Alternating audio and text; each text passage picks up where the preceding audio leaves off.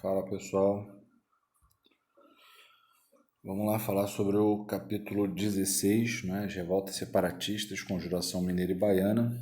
A gente já falou um pouco aí, né, no Zoom sobre como estava a economia colonial brasileira no século XVIII.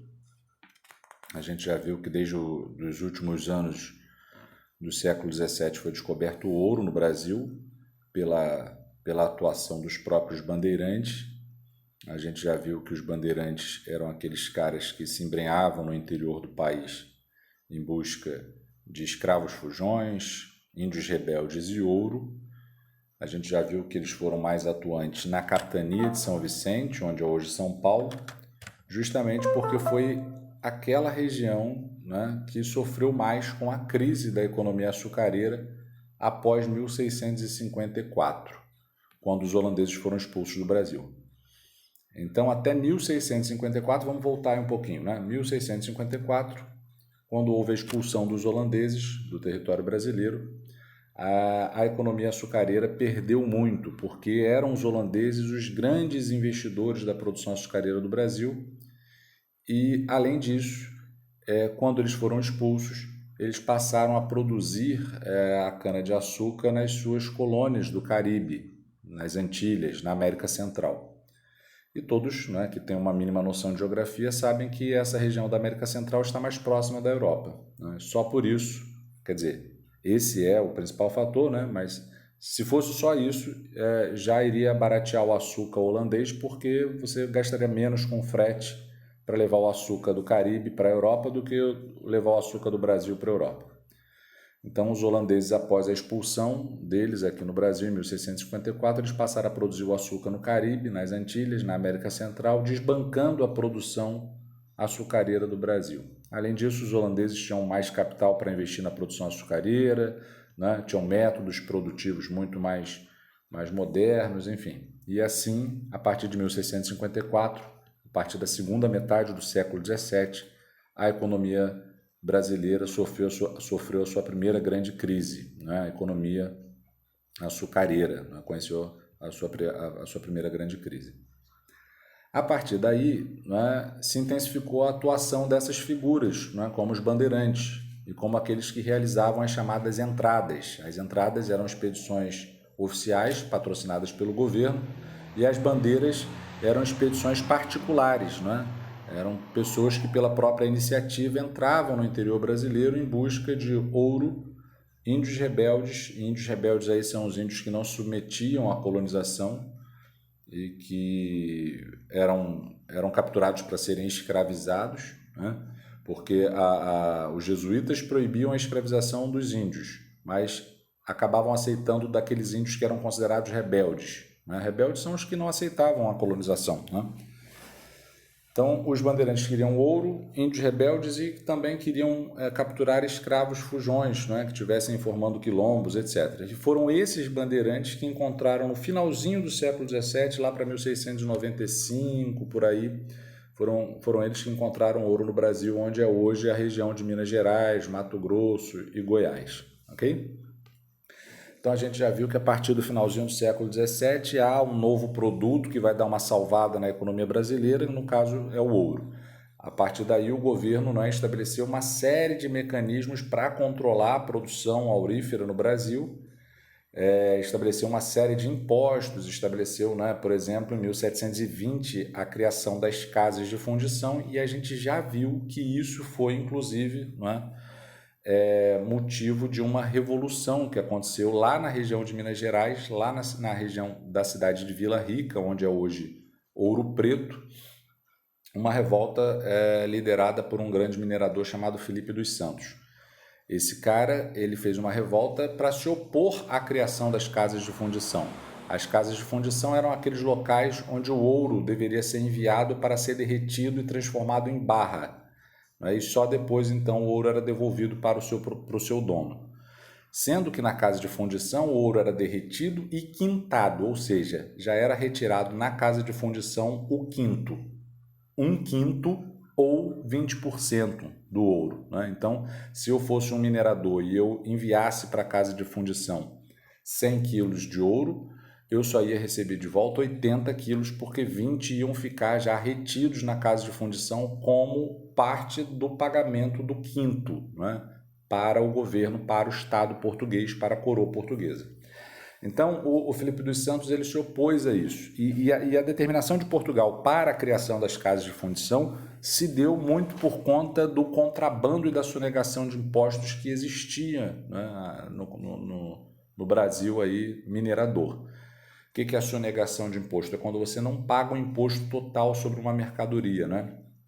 Por exemplo, você extrai 100 quilos de ouro, diz para o governo que só extraiu 30, para você não pagar o imposto sobre os 100, e sim apenas sobre os 30.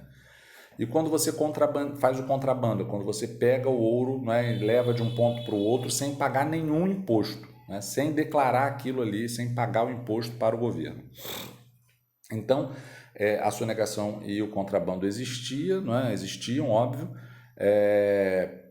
e por isso o governo acabou determinando a criação das casas de fundição. O Filipe dos Santos lutou contra a criação das casas de fundição, mas foi derrotado e as casas de fundição não foram colocadas para funcionamento logo no ato da revolta, em 1720, mas logo depois, acho que em 1725, elas voltaram a funcionar para quintar o ouro produzido aqui na colônia, aqui no Brasil. Beleza? Então, a gente já viu também que a sociedade brasileira se modificou bastante, né, por conta da mineração, com o nascimento de uma classe média, né, com a diversidade até de atividades econômicas, a sociedade se tornou mais rural, tudo isso a gente já falou, né, anteriormente. Então agora a gente vai para falar especificamente da conjuração mineira e da conjuração baiana, e aí a gente, né, dá uma lida aí no texto. Então o que acontece? Desde 1720, desde o início do século XVIII, os colonos no Brasil, principalmente os mineradores, estavam muito insatisfeitos com a coroa portuguesa, que cobrava, não é, o tempo inteiro cada vez mais impostos, né? Não eram só os mineradores que estavam bolados com a coroa portuguesa, né? Porque quando esses impostos que a região mineradora devia pagar para a coroa não eram pagos devidamente, todo mundo na região mineradora se ferrava, né? Porque existia um imposto chamado derrama, né? A derrama era o seguinte: o quinto era o imposto mais básico e importante que todo minerador devia pagar, que era 20% do ouro que se extraía. Só que a região mineradora, toda a região mineradora, no período de um ano, deveria pagar o equivalente para a coroa portuguesa a 100 arrobas de ouro, aproximadamente 1.500 quilos de ouro. Então vamos supor que Itaipuaçu fosse a região mineradora.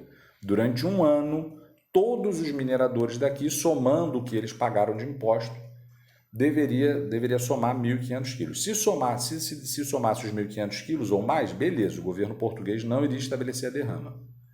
Porém, se no período de um ano inteiro os impostos colhidos em toda Itaipuaçu não somassem os 1.500 quilos, somassem, por exemplo, 1.000 quilos de ouro, iam faltar 500. O que o governo ia fazer? Mandava as autoridades para a região mineradora para confiscar os bens da população até que se chegasse ao valor referente aos 500 quilos de ouro que faltavam. Okay? Então a derrama era uma espécie de imposto cobrado na marra, quando o imposto anual referente ao quinto não era pago. Tranquilo? Se ficar alguma dúvida em relação a isso, a gente esclarece no Zoom, não tem problema. Então, o que acontece? Em 1788, o governador de Minas Gerais era um cara chamado Visconde de Barbacena. Ele anunciou que iria realizar uma grande derrama, que o governo português havia determinado a realização de uma grande derrama, inclusive para cobrar impostos dos mineradores atrasados, porque alguns mineradores não conseguiam quitar o seu imposto, né? E aí a coroa às vezes dava um prazo e tal. Mas em 1788, um ano antes da Revolução Francesa, né, a Conjuração Mineira acontece em 1789, exatamente no ano da Revolução Francesa, mas agora a gente está um ano antes do fato, né, objetivo aí da Conjuração Mineira. Em 1788, o Visconde Barbacena, governador de Minas Gerais, anuncia que iria realizar uma grande derrama. Vários mineradores ficam furiosos com isso, porque sabiam que não tinham condição de pagar, né, nem os impostos daquele ano, quanto mais dos anos anteriores à coroa. Não eram também só os mineradores que ficaram bolados, não, como eu já disse, né? Vários outros comerciantes, produtores, pecuaristas, né, artesãos também ficaram bolados porque sabiam que se a derrama fosse realizada, todos da região mineradora iam se ferrar, né? Iam se dar mal. Então, no geral, eram pessoas da elite mineradora, eram mineradores, eram donos de minas de ouro, de diamantes, etc. E também pessoas de condição mediana, como era o caso do Joaquim José da Silva Xavier, o famoso Tiradentes. Esse cara, ele era, né, um militar e um dentista, né? Então era um cara de condição mediana, né? Não era um rico, mas ele acabou aderindo ao movimento aí dos ricos que pretendiam matar o Visconde de Barbacena, proclamar uma república aos moldes dos Estados Unidos e se separar do restante do país. Então era esse o objetivo dos Inconfidentes, era esse o objetivo da Conjuração Mineira ou da Inconfidência Mineira, né? Romper com o governo português, né? Porém, só que esse desejo de ruptura era muito mais por conta dessa cobrança excessiva de impostos, e não porque eles tinham um desejo de se separar de Portugal por orgulho nacional ou coisa do tipo. Tá? Era por uma questão basicamente econômica. Então, o plano dos Inconfidentes era matar o governador Visconde de Barbacena, proclamar a república, fazer a independência, anular a derrama, enfim, se organizar aos moldes deles. Né? Só que um dos Inconfidentes, né, foi uma espécie aí de X9, como vocês diriam. Quem era esse cara? O cara que está aí, não é, meio que na cara de vocês no texto, Joaquim Silvério dos Reis. Ele era um dos caras que faziam parte do movimento e ele era um dos grandes devedores da coroa portuguesa, só que ele meio que deu uma afrouxada, né? Ele, com medo do plano dar errado, ele resolve chegar para o Visconde de Barbacena e fazer uma proposta. Olha, eu te entrego todo mundo que está planejando te matar se você perdoar as minhas dívidas. E aí, né, o Visconde de Barbacena aceitou, o Joaquim Silvério entregou a lista de todos os envolvidos no movimento, o governador adiou a derrama, fez uma grande devassa. Devassa é um processo de investigação que se estabelecia, né, com envio de várias autoridades judiciárias e policiais, para investigar todo um processo, né, e fazer a apuração e o julgamento, etc. Então foi realizada uma grande devassa, todos os envolvidos foram presos, todos foram condenados à morte. Porém, nos 45 do segundo tempo, a rainha de Portugal da época, Dona Maria, mãe de Dom João VI, que vai vir para o Brasil em 1808, Dona Maria anula, não é, ou melhor, ela modifica a sentença dos Inconfidentes, à exceção do Joaquim José da Silva Xavier, o Tiradentes, porque ele era de condição inferior, ele era mais pobre, e aí ele sim foi condenado à morte, foi o único condenado de forma terrível, justamente para que ele fosse usado como exemplo. Agora, os outros, como eram pessoas da elite mineradora, eles tiveram a pena convertida em degredo perpétuo, que é quando você é expulso, né, do país. E aí eles foram degredados, foram expulsos do país, foram para Angola, que era uma colônia portuguesa na África, né? E lá em Angola eles passaram a viver muito bem, né? Tem até hoje lá o cemitério dos Inconfidentes para quem quiser ver, né? Então a Inconfidência Mineira foi derrotada. Se não tivesse sido derrotada, Minas Gerais seria um outro país, né? Mas não é território brasileiro. E os envolvidos, né, o próprio julgamento dos envolvidos já demonstra aí como era a justiça, né, colonial. Os ricos tiveram uma pena branda e o Tiradentes se lascou sendo enforcado na praça de Vila Rica e tendo seu corpo despedaçado, defumado para evitar a decomposição rápida e espalhado em toda a estrada real que ligava Minas Gerais, que liga e liga de certa forma ao Rio de Janeiro. E aí eles espalharam o corpo do Tiradentes por toda a estrada real, claro que em pedaços bastante distantes, justamente para mostrar para a população qual seria o destino daqueles que lutassem contra o governo, ok? A Conjuração Mineira teve um forte componente ideológico, ela sofreu muita influência das ideias iluministas, né? Até não falei isso anteriormente, deveria ter dito, mas enfim, não vai ficar em prejuízo não, acredito, né? Tenho certeza.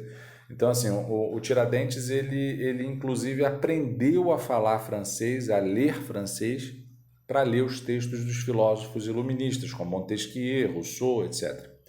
Então, havia um grande componente, não é, iluminista aí na Conjuração Mineira. Okay? No campo das ideias, eles foram muito motivados pelas ideias iluministas. E depois a gente vai ver a Conjuração Baiana. Então, vamos ler aí, não é, para ver se eu esqueci alguma coisa. Então, Conjuração Mineira, ou Inconfidência Mineira, é o nome dado a um conjunto de eventos ocorrido na região de Minas Gerais em 1789. A diminuição da produção de ouro na região mineira e a política fiscal da metrópole foram duas importantes causas para a eclosão desta revolta. A escassez de ouro preocupava o governo português desde 1719. Preocupava o governo português, fiz igual a criança, né? Desde 1919, um imposto denominado quinto havia sido criado, estabelecendo que 20% de todo o ouro extraído da colônia pertencia a Portugal. Em 1734, uma nova lei determinou que as câmaras municipais encarregadas de recolher e enviar o quinto ao reino deveriam garantir a entrega de pelo menos 100 arrobas de ouro por ano, né? O equivalente a 1.500 quilos, né? Aquilo que eu falei. No entanto, a diminuição da produção tornou cada vez mais inviável que a capitania de Minas Gerais enviasse a quantidade de ouro determinada pelo quinto. Agora, por que será que estava havendo a diminuição da produção de ouro? Primeiro, porque o ouro, né, é um bem não renovável. Então, uma hora ele vai se esgotar, dado, né, a intensiva exploração, óbvio. Segundo, existia a sonegação e o contrabando de impostos. Né? Existia sim. Inclusive, os mineradores, a gente já viu que, não hoje, né, mas já em aulas anteriores, que eles, às vezes, até faziam imagens de santos católicos para esconder o ouro. Ok? Então, existia isso sim. Mas a principal razão da decadência da mineração no Brasil se deve às técnicas primitivas que os portugueses utilizavam para a extração do ouro. Okay? Não eram técnicas muito modernas e aí acabava acontecendo que os portugueses não conseguiam explorar todo o potencial, né, de uma mina, já que era muito comum que eles usassem o dinamite, explodisse, né, toda uma área e depois fosse buscando os caquinhos de ouro. E isso muitas vezes gerava acidente, enfim, e também gerava desmoronamentos que não davam condição aos portugueses de explorarem todo o potencial de uma determinada região. Ok? E essa diminuição fez com que a coroa portuguesa começasse a desconfiar de desvios e contrabandos e publicasse, em 1750, um alvará determinando que, se em 2 anos a colônia não conquistasse a meta de 100 arrobas, a derrama seria instituída. Então a coroa portuguesa deu um prazo, né? Ou seja, a população deveria completar esse valor caso a colônia enviasse no prazo determinado uma quantia inferior aos 1.500 quilos.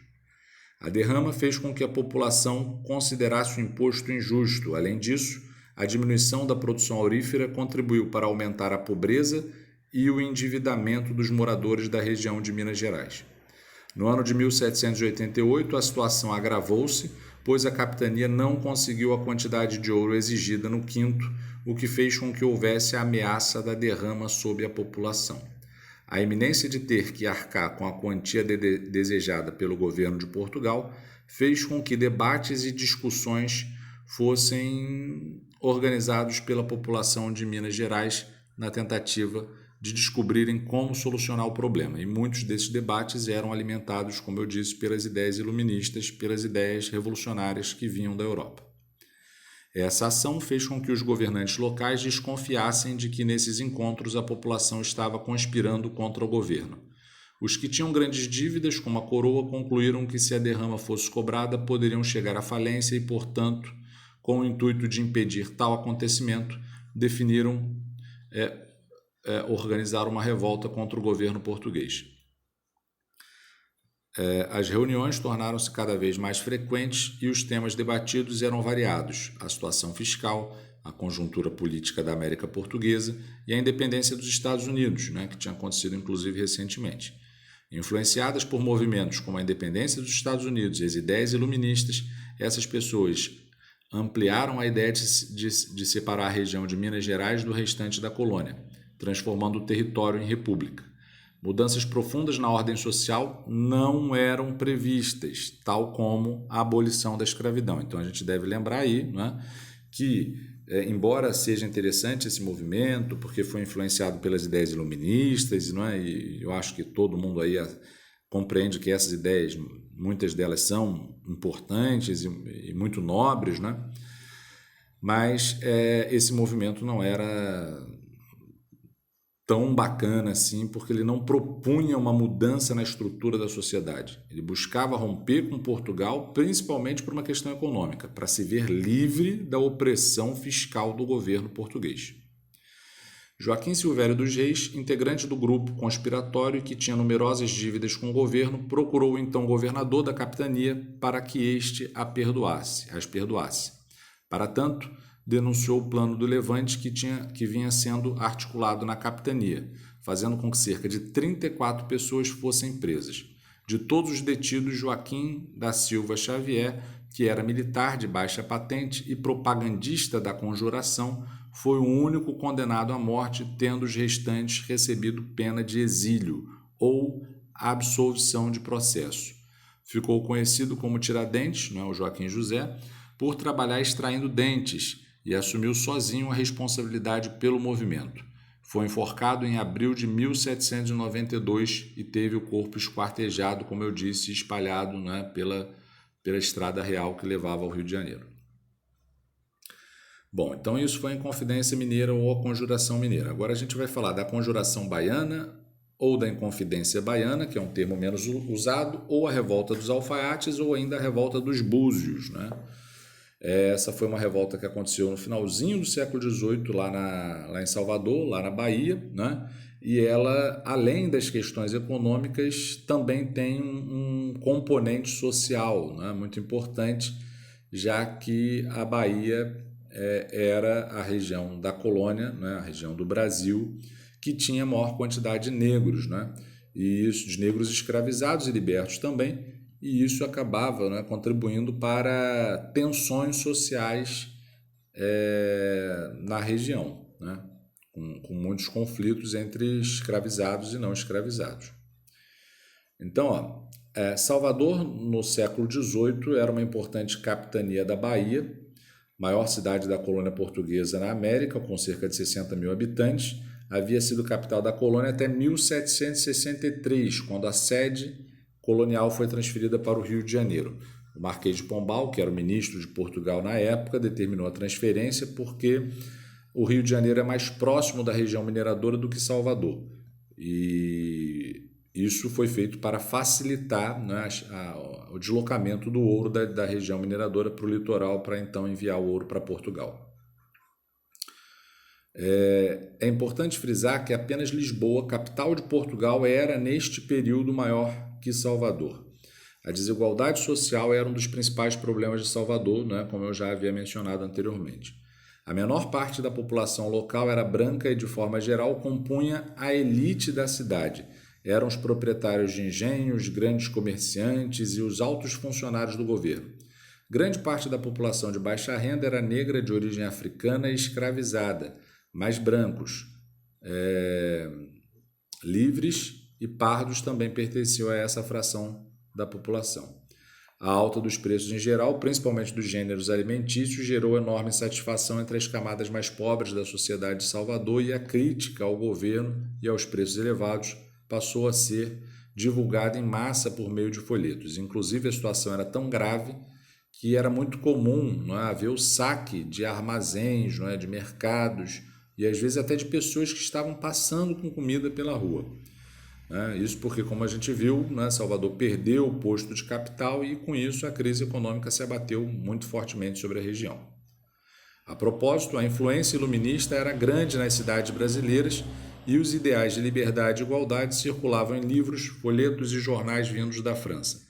Passara a ser cada vez mais intolerável que o Brasil continuasse sujeito às ordens de uma monarquia absolutista como a de Portugal. Então, se as ideias iluministas são anti-absolutistas, né, e se o iluminismo se propagou de forma muito interessante no Brasil desse período, é óbvio que o crescimento, né, do movimento anti-absolutista também vai acontecer, né, porque o iluminismo é anti-absolutista. No entanto, os ideais iluministas não circulavam apenas por meio de folhetos e de livros, também eram transmitidos de boca em boca e chegavam aos grupos não letrados.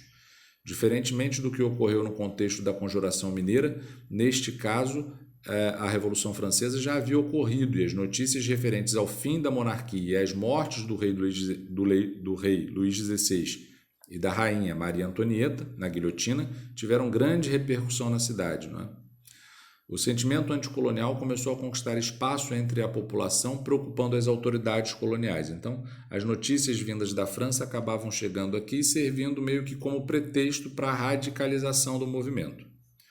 Em 1798, encontros considerados clandestinos começaram a acontecer em Salvador com o intuito de organizar um levante, tendo como uma das propostas atacar o Palácio do Governo, aprisionar o governador e proclamar a República Baiense. O plano consistia ainda em atacar os mosteiros e saquear os bens, né, da igreja, soltar os presos das cadeias e afastar os responsáveis pela administração da capitania. Somado a isso, o combate às desigualdades étnico-raciais também estava na pauta do levante. Então, esse aí, né, seria também um dos grandes componentes do movimento. Os inconfidentes ou os conjurados da Bahia, eles queriam muito acabar com a desigualdade racial, né, entre brancos e negros lá na região de Salvador, na Bahia como um todo, no país como um todo, né? Então, somado a isso, o combate às desigualdades étnico-raciais também estava na pauta do Levante, que tinha como propostas o fim da escravidão e a separação entre igreja e Estado. Então, eles queriam, né, combater as desigualdades étnico-raciais. Eles também queriam, né, naturalmente com isso, acabar com a escravidão e queriam o Estado laico, a separação da igreja com o Estado. Na liderança da Conjuração Baiana também se destacaram mulheres negras, como Ana Romana e Domingas Maria do Nascimento. O governador da capitania da Bahia julgou o conteúdo dos panfletos perigoso e iniciou uma devassa. Devassa é aquele processo de investigação, né, que se estabelecia, assim como aconteceu lá em Minas Gerais. Iniciou uma devassa na tentativa de encontrar seus autores e, durante as investigações, as autoridades prenderam o requerente de causas Domingo da Silva Lisboa e o soldado Luiz Gonzaga das Virgens, acusando-os de serem os autores dos panfletos. E aí estão, né, os 4 executados do movimento. Se na Inconfidência Mineira só o Tiradentes morreu, na Conjuração Baiana nós temos 4, né? Em 8 de novembro de 1799, foram enforcados no Largo da Piedade os líderes da Conjuração pertencentes às classes mais pobres, né? Mais uma vez, a justiça mostrando como opera, né? Ou como operava. Lucas Dantas, Manuel Faustino, Luiz Gonzaga e João de Deus. Seus corpos foram esquartejados e pendurados em várias partes da cidade, porque essa era uma das práticas, não é? Para que a população ficasse com medo e não fizesse, né, outros movimentos. Principais consequências dessas revoltas. Ambos os levantes tiveram como consequências mais imediata garantir proteção à elite e condenar as camadas mais pobres de Minas e da Bahia, né?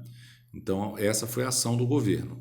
Vou punir severamente o mais pobre e vou aliviar os mais ricos.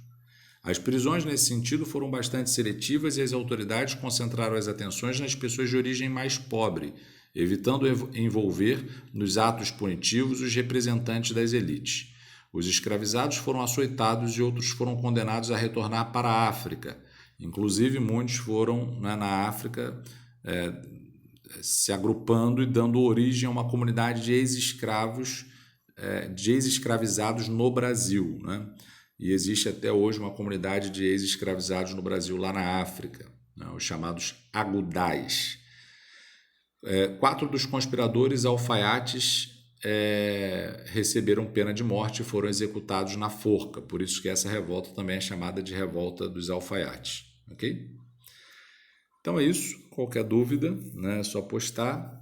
Né? Vamos fazer os exercícios conceituais e contextualizados deste capítulo. Né? E deixa eu ler aqui para ver se há alguma necessidade. Acho que eu já expliquei isso aqui tudo, né? Mas vamos lá. Ao longo do período colonial no Brasil, número 1 dos conceituais, ao longo do período colonial no Brasil, houve revoltas e conspirações em vários momentos.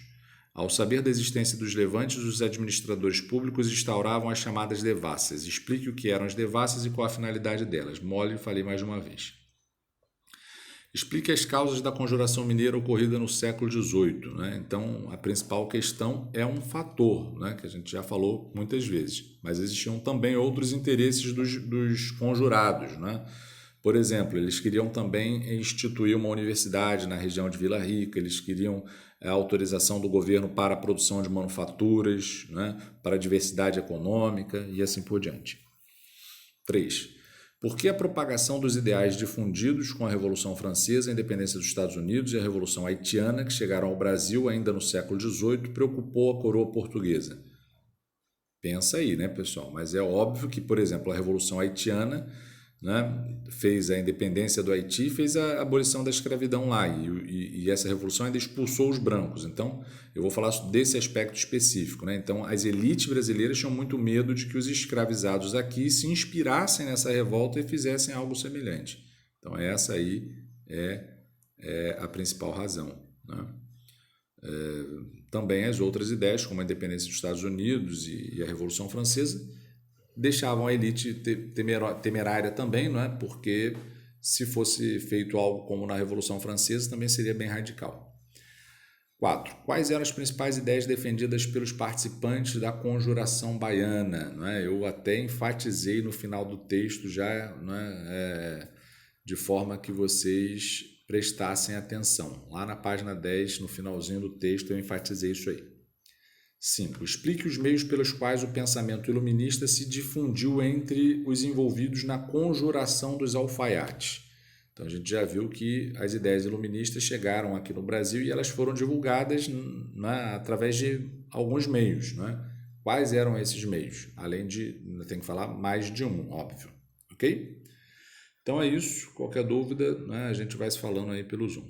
Um abraço a todos e até a próxima aula.